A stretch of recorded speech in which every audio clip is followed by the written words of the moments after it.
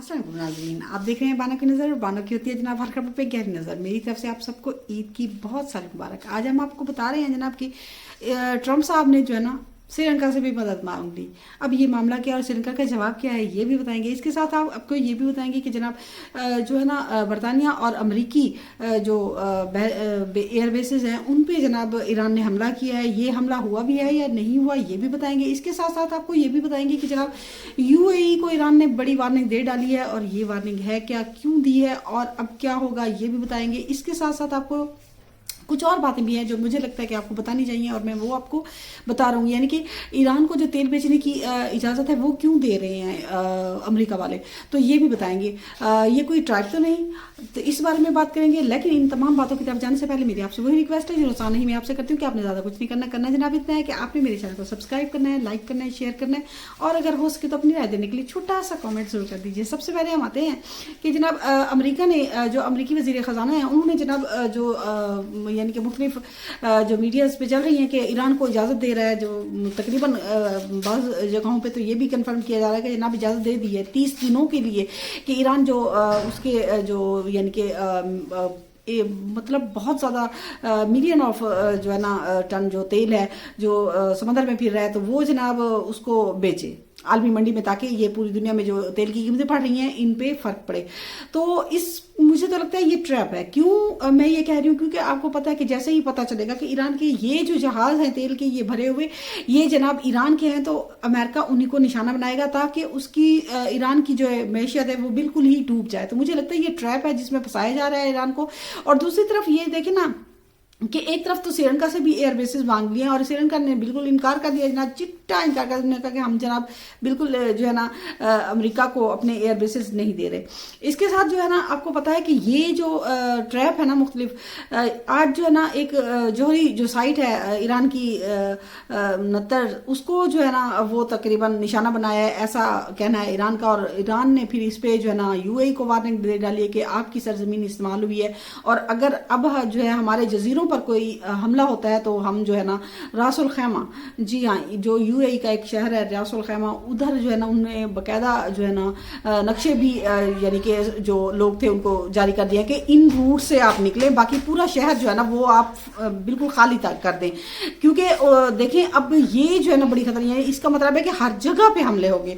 तो देखना ये है कि यूएई ने असला भी तो लिया है ना अमेरिका से, तो अब ये जो है ना ईरान जो है ना पूरा तरह मुझे लगता है कि अरब ममालिक भी मुझे लगता है कि कहीं ना कहीं जिच ना आ जाए। लेकिन इसके साथ मैं आपको ये बताऊं कि जनाब जो भी मतलब ईरान कर रहा है तो उससे लगता है कि अरब जो है ना कब तक चुप रहेंगे, मुझे ऐसा लगता है। क्योंकि देखिए अब सऊदी अरब में और ईरान में तो पाकिस्तान पुल का किरदार अदा कर रहा है, लेकिन ये जो है ना कब पुल टूट जाए इसका कुछ भरोसा नहीं है।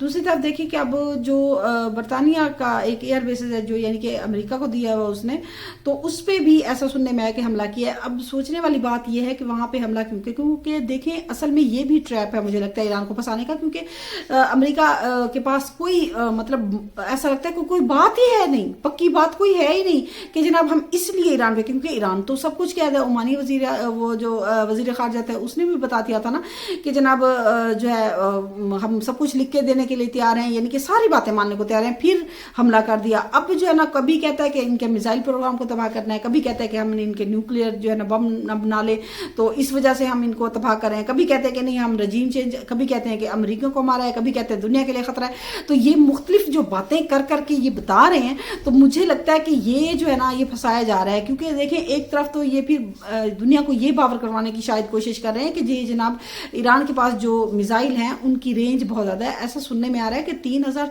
तकरीबन 800 किलोमीटर दूर है, तो वहाँ पे जो है ना हमला किया है इसने। तो मुझे लगता है कि ये आलमी मतलब जाहिर है हर मुल्क जो है ना कोई मुल्क भी ये नहीं कह रहा कि जनाब ईरान का कसूर है, क्योंकि सब अभी चुप हैं। तो इससे मुझे लगता है कि कहीं ना कहीं मुझे लगता है जो है ना ईरान को जो है ना फंसाने की कोशिश पूरी तरह कोशिश की जा रही है कि ईरान को किसी ना किसी तरह से फंसा लिया जाए। और देखना ये है कि देखिए स्विट्जरलैंड ने भी इनकार कर दिया, बरतानिया ने भी इनकार कर दिया। दूसरी बात यह है कि बरतानिया ने इनकार किया ना कि हम जो जो है ना जनाब इस जंग में शामिल नहीं हो रहे, तो उनको घसीटने की खातिर भी, क्योंकि ट्रंप को पता चल गया कि वो अकेला कुछ नहीं कर सकता, तो उन्हें फंसाने की खातिर, और दूसरा ये कि अरब ममालिक को भी तकरीबन बर्बाद करने की खातिर ये सब कुछ जो है ना वो कर रहा है। तो अब जो है ना ट्रंप कभी कहता है कि नहीं बहुत जल्द हमने सब कुछ हासिल कर दिया, फिर किस लिए हमले कर रहे हैं? अगर उन्होंने बहरिया फिजाइया सब कुछ तबाह करिए तो क्यों हमले कर रहे हैं? और अपने जहाज भी देखें, अब जो F-35 जो बिल्कुल 5th जनरेशन का है, न्यू लेटेस्ट है, जो रेडार में भी नहीं आता, उसको भी जो है ना ईरान ने निशाना बना लिया है।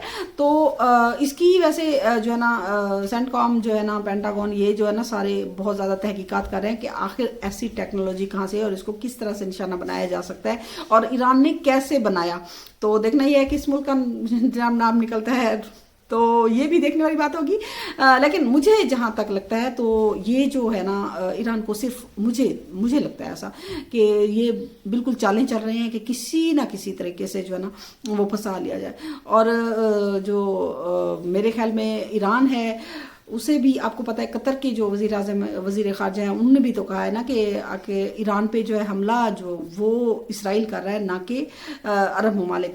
तो मुझे लगता है कि शायद अरबों का जो सब्र का पैमाना है वो भी लबरेज होने वाला है, मुझे ऐसा लगता है। लेकिन देखें आगे मज़ीद क्या होता है। लेकिन आज जो है ना ईद का दिन है, तो मेरे ख्याल में अल्लाह खैर करे सबको। देखें ये जो खुशियाँ और गम होते हैं ये साझी होती हैं, तो कभी खुशी कभी गम तो ये लगा रहता है। लेकिन बहरहाल ईद मेरा रब करे, क्योंकि ये हमें रब की तरफ से मुसलमानों के लिए जो है ना एक तोहफ़ा ख़ास है। जो इबादतें करते हैं हम रमज़ान में, उनकी वजह से हमें ये तोहफ़ा मिला है, तो इसे खूब इंजॉय करना चाहिए, मुझे ऐसा लगता है।